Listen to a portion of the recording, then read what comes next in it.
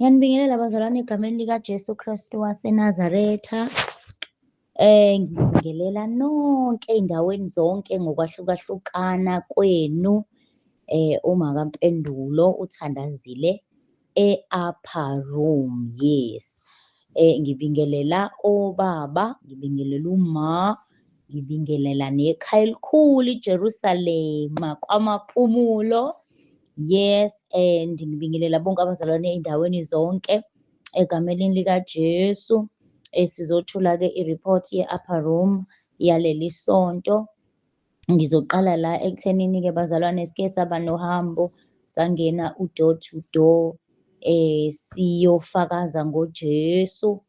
Nokho-ke babe baningi kakhulu abangavumi ngisho sikhulume nabo, but siyambonga uNkulunkulu ukuthi sibatholile labo abambalwa sibatholile. Ubhuti esamthola eMpompini wakhuluma naye uMamkhwa. So uthe sakhuluma naye uMamkhwa ngathi angihambe ngiyongena komunye umuzi. So ngayitshela ukuthi uMamkhwa uzongilandela-ke bazalwane. So ngibonga nje umoya oyingcwele ongisizile kulolu hambo ebesilihamba, ngoba ngangingapripeyanga lutho. Ngiyakhumbula ngangingapripeyanga lutho, ngazi ukuthi nje vele usuku lami lokuqala ngiyongena u-door to door. So ngihamba nosisi wami uMamkhwa, uyena ozobenza zonke izinto laphayana, mina nje ngiyo-observe-a. Ngangiy'tshela lokho ukuthi ngiyo-observe-a ngingapripeyanga lutho. But-ke kuthe uma kuvela ithuba uMamkhwa esamile ekhuluma nomunye ubhuti eMpompini, then ngangena komunye umuzi-ke besihamba noNyameko, mina uMamkhwa noNyameko. Then sangena komunye umuzi-ke hoping ukuthi uzosheshe afike uMamkhwa singakakhulumi iy'nto ey'ningi. But-ke siyambonga umoya oyingcwele ukuthi ngibe sengiqhubeka nenkonzo.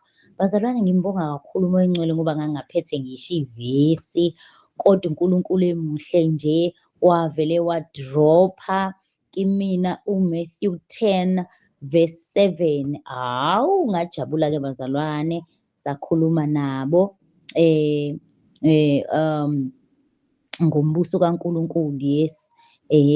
Kwadropheka uMathew 10, ngathi uma ngibheka, okay, nanguya uvesi 7 othi ekuhambeni kwenu shumayelani nithi umbuso wezulu ususondele.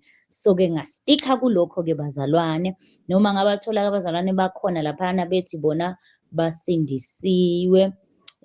Ngase ngihlala-ke ekutheni-ke bazalwane bathi basindisiwe and futhi bona bayakhonza. Basho njalo, abashongo ukuthi basindisiwe, bathi bona bayakhonza, bakhonza enkonzweni yabasindisiwe. And then ngase ngiyachaza-ke bazalwane ukuthi ukukhonza uNkulunkulu akusikhona ukuya nje esontweni ukulandela iprogram yasesontweni, but ukukhonza uNkulunkulu is a relationship between umuntu noNkulunkulu.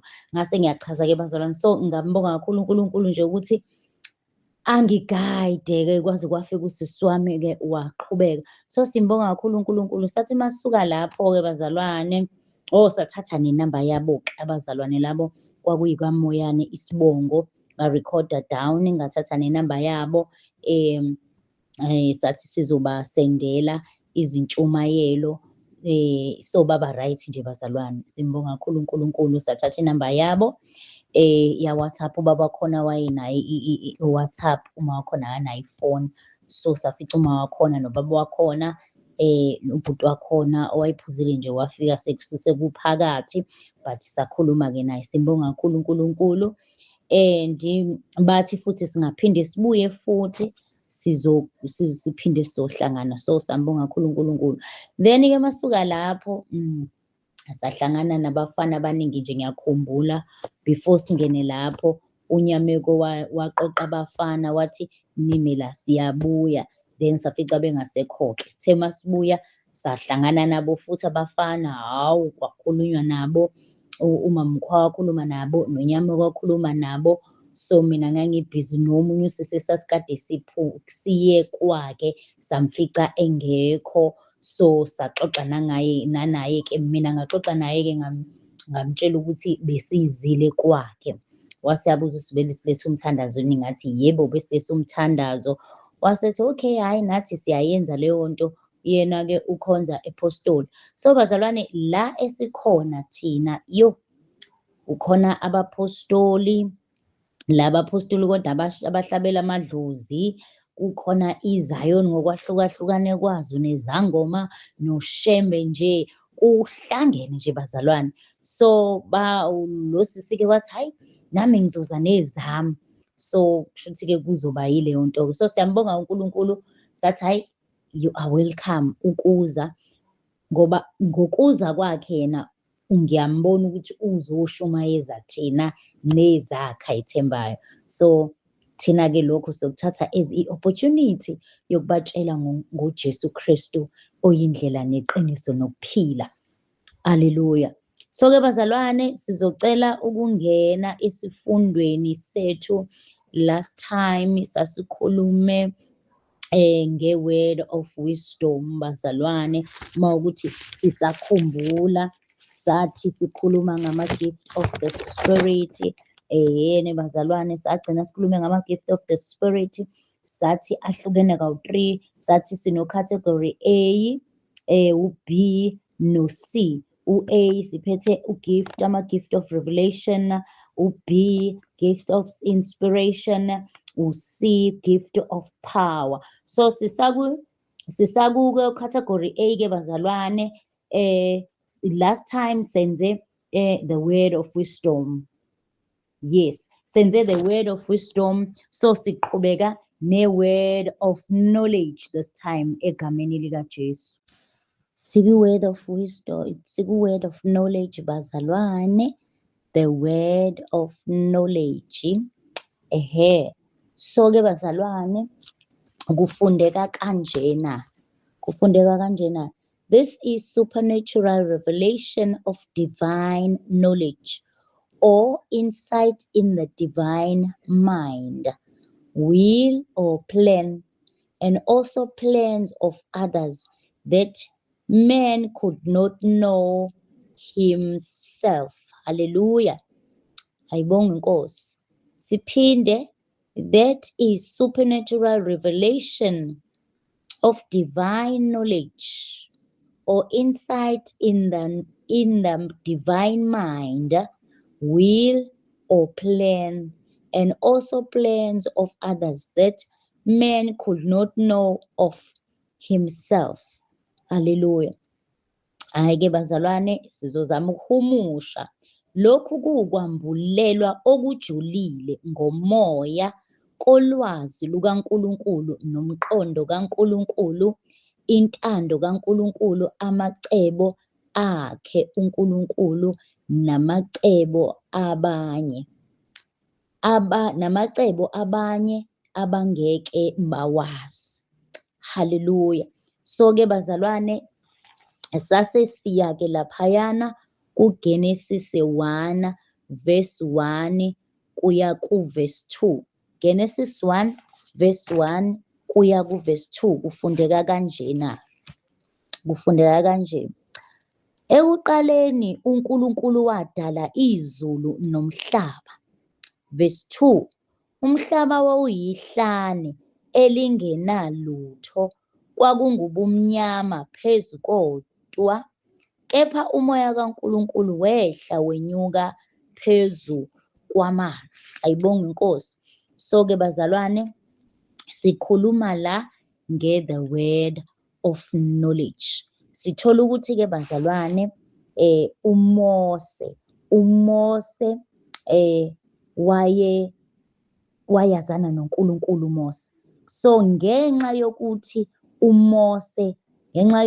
wayazana noNkulunkulu uMose, uNkulunkulu wabe esamambulela ulwazi lokuthi umhlaba wawudala kanjani. Haleluya. Ngenxa yokuthi uMose wayazana noNkulunkulu, wayene-knowledge kaNkulunkulu, wayazana noNkulunkulu. So uNkulunkulu wabe esemnikeza isambulo. Yes, isambulo sa the word of knowledge. Isambulo sezwi lokwazi ukuthi umhlaba wawudala kanjani. Lapho loyo uGenesis 1 verse 1 kuya ku-2. Ayibonge inkosi bazalwane. Mese sisaqhubeka njalo, siqhubeka ne-word of knowledge. Izwi lokwazi. Siya ku-1 Samuel 3, 1 Samuel chapter 3 verse 7 kuya ku-15. Ake sibheke-ke bazalwane ukuthi kufundeka kanjani. 1 Samuel chapter 3 verse 7. Kepha uSamuel wayengakamazi uJehova, nezwi likaJehova lalingakambulelwa kuye. uJehova wambiza uSamuel ngokwesithathu, wavuka waya ku-Eli, wathi, "Ngilapha, njengokuba ungibizile." U-Eli wayeseqonda ukuthi nguJehova ombizile umntwana. Verse 9. U-Eli wathi kuSamuel, "Hamba ulale. Kuyakuthi uma ekubiza usho ukuthi, 'Khuluma Jehova, ngokuba inceku yakho iyezwa.'" Wayesehamba uSamuel walala endaweni yakhe. uJehova wafika wema, wambiza njengakwezinye izikhathi. "Samuel, Samuel." uSamuel wathi, "Khuluma, ngokuba inceku yakho iyezwa." Jehova wathi kuSamuel, "Bheka, ngiyakwenza into kwa-Israyeli eziyakunkeneza ngayo izindlebe zombili zabo bonke abayizwayo. Ngalolo suku ngiyakumehlisela u-Eli konke engikukhulumile ngendlu yakhe kusukela ekuqaleni kuze kube sekugcineni. U-13, ngokuba ngimtshelile ukuthi ngiyakwahlulela indlu yakhe kuze kube phakade ngobubi abaziyo. Lokhu amadodana akhe ayezehlisela isiqalekiso engawakhuzanga. Haleluya. Verse 14. Ngalokho ngifungile ngendlu ka-Eli ukuthi ububi bendlu ka-Eli abuyikuhlangulwa ngomhlatshelo nangomnikelo kuze kube phakade.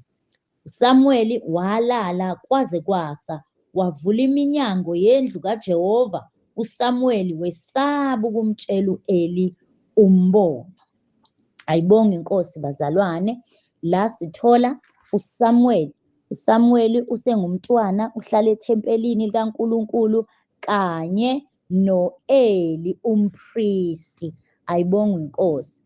So-ke bazalwane, sithola lana ukuthi isambulo se-word of knowledge. Okay, kuqale kwafika isambulo sokwazi, sifika ku-Eli kuqala, ngoba yena unolwazi lokuthi uNkulunkulu ukhuluma kanjani. Uyalazi izwi likaNkulunkulu Eli. So uyaqonda ukuthi nguNkulunkulu okhulumayo. Ayibonge inkosi. U-Eli uyaqonda ukuthi nguNkulunkulu okhulumayo ngoba unolwazi, une-knowledge kaNkulunkulu, une-knowledge ye-voice kaNkulunkulu, unolwazi lokuthi uNkulunkulu ukhuluma kanjani. So kufika kuqala kuyena isambulo, haleluya, sokuthi nguNkulunkulu okhuluma noSamuel.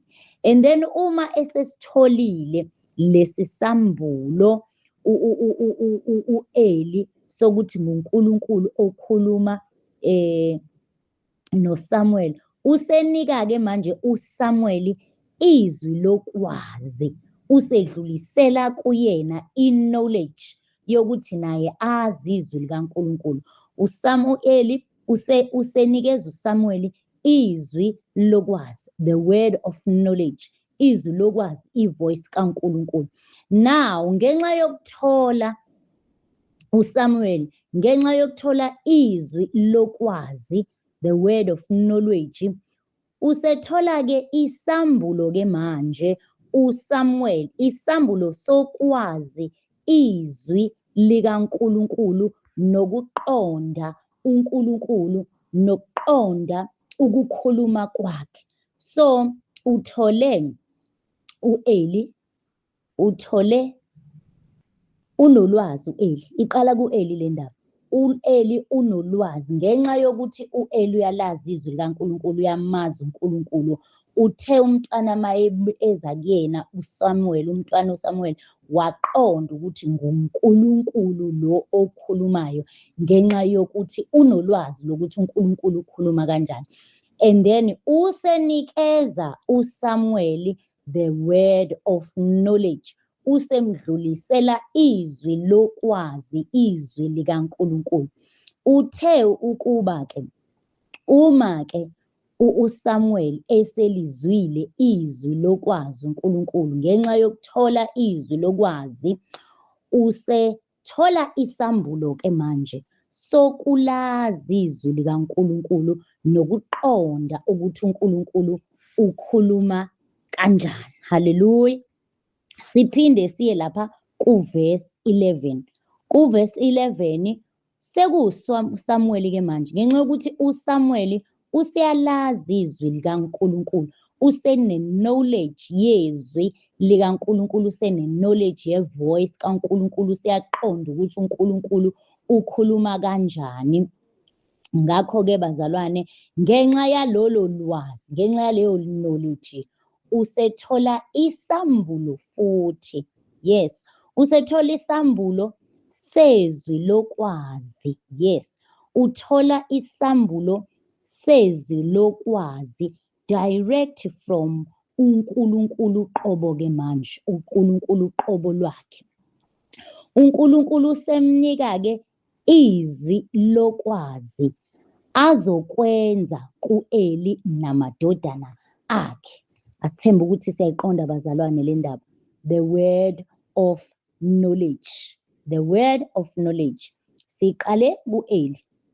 U-Eli ngenxa yokuthi unolwazi lukaNkulunkulu, uyalazi ivoice likaNkulunkulu, uyayazi ivoice kaNkulunkulu, uyamqonda uNkulunkulu ukuthi ukhuluma kanjani. Ngenxa yokuthi uyamqonda uNkulunkulu ukuthi ukhuluma kanjani, umntwana uSamuel uma eza kuyena ezosabela uyaqonda ukuthi uNkulunkulu okhulumayo ngoba yena unolwazi.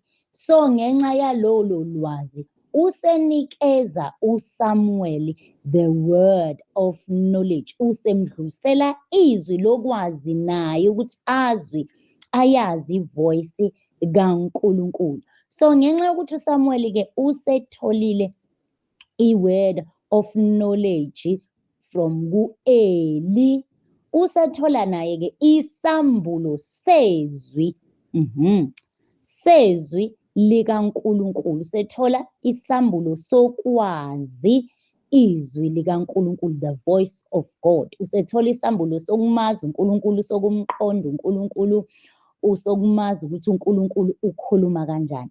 Now kuverse 11, uSamuel-ke manje ngoba usenolwazi, usenokwazi ukuthi uNkulunkulu umkhuluma kanjani, useyayazi ivoice kaNkulunkulu, usethola isambulo sokuthi-ke manje usethola isambulo kuNkulunkulu direct. uNkulunkulu usemnikeza the word of knowledge ukuthi-ke azi, usemnikeza i-word of knowledge uNkulunkulu direct, ukhuluma naye direct manje, umnikeza the word of knowledge ukuthi azi, umnikeza izwi lokwazi ukuthi kwenzakalani ngo-Eli kanye namadodana akhe. Ayibongwe inkosi. Sisakwi-word of knowledge. Siqhubeke-ke bazalwane, siya ku-2 Kings chapter 6 verse 8 kuya ku-12. Kufundeka kanjena-ke bazalwane u-2 Kings chapter 6 verse 8 kuya ku-12. Uverse 8 kuya ku-12 ufundeka kanje. Inkosi yase-Aramu yayisilokhu ilwa no-Israyeli yelulekana nezinceku zayo ngokuthi ukumisa kwami kuyakuba sekuthinini. Verse 9 umuntu lowo kaNkulunkulu wathumela enkosini yakwa-Israyeli wathi, qaphela ukuba ungadluli kuleyo ndawo ngokuba ama-Aramu aseyaphumula khona. Verse 10 inkosi yakwa-Israyeli yayisithuma umuntu kaNkulunkulu kuleyo ndawo ayishoyo, wayixwayisa ngayo, yaqaphela kungekanye kungekabili kuphela. Verse 11 inhliziyo yenkosi yase-Aramu yayiphethwe yitwetwe ngale ndaba, yabiza izinceku zayo yathi kuzo, ningengitshele yini ukuthi ngobani abakithi abavuma inkosi yakwa-Israyeli na? Enye yezinceku zayo yathi, hhayi nkosi yami, nkosi, kodwa u-Elisha umprofethi waka-Israyeli uyayitshela inkosi yakwa-Israyeli amazwi owakhulumayo ekamelweni lakho lokulala. Ayibongwe inkosi bazalwane. Ayibongwe inkosi. So sithola la ku-2 Kings umprofethi u-Elisha, umuntu kaNkulunkulu okukhulunywa ngayo, ukhulunywa ngomprofethi u-Elisha. Umprofethi u-Elisha unolwazi lukaNkulunkulu, uyaxhumana noNkulunkulu. Now ngenxa yokuthi umprofethi u-Elisha unolwazi lukaNkulunkulu, uyaxhumana noNkulunkulu, uyamqonda uNkulunkulu ukuthi ukhuluma kanjani. Umprofethi u-Elisha-ke uthola izambulo njalo zolwazi ngamacebo enkosi yase-Aramu. Njalo uma inkosi yase-Aramu yenza amacebo, yenzela u-Israyeli uzungu, umprofethi u-Elisha uNkulunkulu uyamambulela, amnikeze the word of knowledge. Hallelujah. Lezambulo-ke uzithola lezambula umprofethi u-Elisha abese edlulisela, uzithola uNkulunkulu lezambulo abese ezidlulisela, abese esenika-ke inkosi yakwa-Israyeli njalo the word of knowledge. Hallelujah. Njalo-ke uthi uma ethola lezambulo zolwazi lokuthi inkosi yase-Aramu iplena ukwenzani kuma-Israyeli, abese yena edlulisela izwi lokwazi enkosini yakwa-Israyeli, ebese njalo-ke amacebo ale nkosi yase-Aramu angaphumeleli. Ayibonge inkosi. So umprofethi u-Elisha lo une-communication noNkulunkulu, uyamazi uNkulunkulu, une-knowledge kaNkulunkulu, uyayazi ivoice kaNkulunkulu, uyamazi uNkulunkulu ukuthi ukhuluma kanjani, une-knowledge. Therefore-ke uNkulunkulu uyamambulela each and every time uma ama-Aramu eplena enza amacebo ngo-Israyeli, abese umprofethi u-Elisha abese ehambisa izwi lokwazi enkosini yaka-Israyeli. Sikhuluma nge-word of knowledge bazalwane. Abese yadlulisa izwi lokwazi, alidlulise enkosini yaka-Israyeli, amese amacebo ama-Aramu abhuntshe ngegama likaJesu. Haleluya. So-ke bazalwane sizoqhubeka siye uJohn 2 verse 25 sisakhuluma the word of knowledge egameni likaJesu. John 2:25 bazalwane, bengifisa siqale lapha ku-24.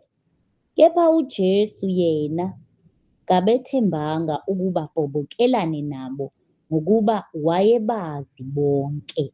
25. Nangokuba engaswele nobani amfakazele ngomuntu, wayekwazi yena okuphakathi komuntu. Haleluya. Siyakhumbula bazalwane ukuthi iNkosi uJesu 100% uNkulunkulu, 100% umuntu. So-ke bazalwane, iNkosi uJesu inguNkulunkulu, inolwazi oluphelele ngokuphakathi kumuntu, yazi okusenhliziyweni.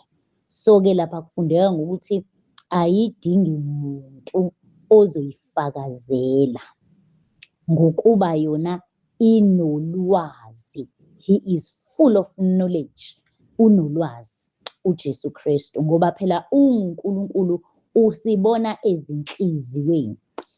Lithi izwi-ke nanoma iNkosi uJesu, bazalwane, nanoma iNkosi uJesu-ke yayinolwazi ngoba yena unguNkulunkulu, wazi konke, ubona konke. Nanoma-ke iNkosi uJesu yayinolwazi, ayibanikanga kodwa izwi lokwazi ngoba yayazi okusey'nhliziyweni zabo. Kwathi iNkosi inolwazi lonke olupheleleyo, kodwa ayibanikanga laba the word of knowledge ngoba yayazi ukuthi they do not deserve izwi lokwazi. Yayibona ezinhliziyweni zabo, so ayibanikanga-ke bazalwane the word of knowledge, kodwa yona iNkosi yayazi konke ngoba inguNkulunkulu. Ayibonge iNkosi. Siyaqhubeka bazalwane, sise kwi-the word of knowledge, izwi lokwazi. Siya kuZenzo 9 verse 11 kuya ku-12. Kufundeka kanje-ke bazalwane, uverse 11 kuya ku-12. Inkosi, Zenzo chapter 9 verse 11 kuya ku-12. Inkosi yayisithi kuye, suka uye esitaladini esithiwa Siqondile, ufune endlini kaJuda umuntu ogama lakhe linguSawule waseTasu, ngokuba bheka uyakhuleka. 12. Ubonile indoda igama layo lingu-Ananiya ingena ibeka izandla phezu kwakhe ukuba abone. Ayibonge iNkosi. La indoda u-Ananiya bazalwane ubone iNkosi uJesu embonweni, ube nesambulo seNkosi uJesu embonweni.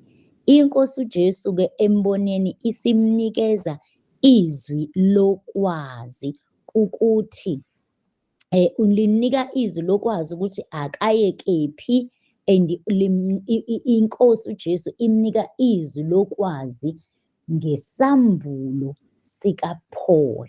Ayibonge iNkosi. Yes, ngesambulo sikaPaul. Sifunde lapha kuverse 12 uthi, kepha u-Ananiya waphendula. 12. Ubonile indoda igama layo lingu-Ananiya ingena ibeka izandla phezu kwakhe ukuba abone. Haleluya. iNkosi uJesu inikeza u-Ananiya the word of knowledge, imnikeza i-word of knowledge, izwi lokwazi ngoPaul, ngesambulo sikaPaul, ukuthi akahambe aye endaweni ethize and uzofica uPaul lapho imambulela imtshela ngesambulo sikaPaul ukuthi uPaul ubone indoda engu-Ananiya embeka izandla. So iNkosi uJesu u-Ananiya ubone wambulelwe iNkosi uJesu embonweni. Embonweni iNkosi uJesu yase imnika izwi lokwazi, the word of knowledge. Ayibonge Nkosi. So bazalwane-ke siyivala lana isifundo sezwi lokwazi, the word of knowledge. Ayibonge Nkosi. Next time sizoqhubeka sisakuyona ucategory A, lapho sikhuluma khona ngama-gift of the spirit. Ucategory A, ama-gift of revelation. Yes, sisakuyena ucategory A osikhuluma kona ngama-gift of revelation. Next time sizokhuluma nge-discerning spirits, discerning spirit egameni likaJesu. Yes, next time uma kukuhle enkosini. Ayibonge Nkosi uJesu. Nginithanda nonke bazalwane, kodwa ngiyazi ukuthi uJesu unithanda kakhulu kunami. Ayibonge Nkosi. Amen.